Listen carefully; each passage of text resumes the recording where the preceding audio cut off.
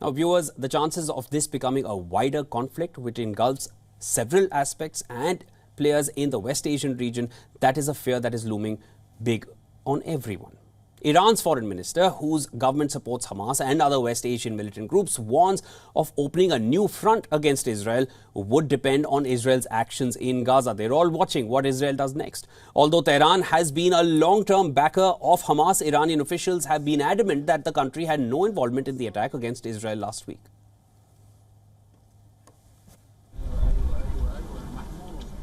حامیان رژیم و بعضی از افراد خود رژیم غاصب یاوه‌گویی‌هایی در این دو سه روز کردند و ادامه داره، از جمله اینکه ایران اسلامی رو پشت این حرکت معرفی میکنند. اشتباه میکنن. ما البته از فلسطین دفاع میکنیم، ما از مبارزات دفاع میکنیم. Israel, which has vowed to crush Hamas, is now preparing for a possible ground offensive, while the country's political and military leaders weigh the next move.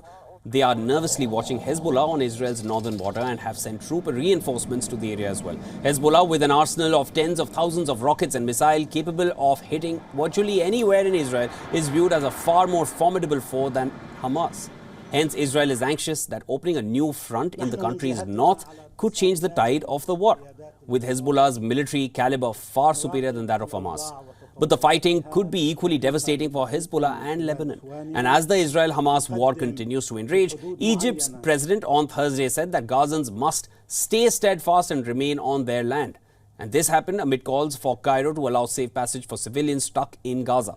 During a military ceremony, the president further added that the delivery of aid during the ongoing Israel-Hamas war will continue, and even affirmed Cairo's firm position in providing Palestinians legitimate rights. The Rafah border crossing between Egypt and Gaza is the only passage not controlled by Israel. Israel has bombarded the Hamas-ruled Gaza Strip since last week in retaliation to Hamas' surprise attacks that until now has killed 1,300 people in Israel, with over 1,500 deaths in Gaza. Egypt has pushed for a diplomatic solution and called for restraint from both sides. The president even asserted that his country's national security was his primary responsibility.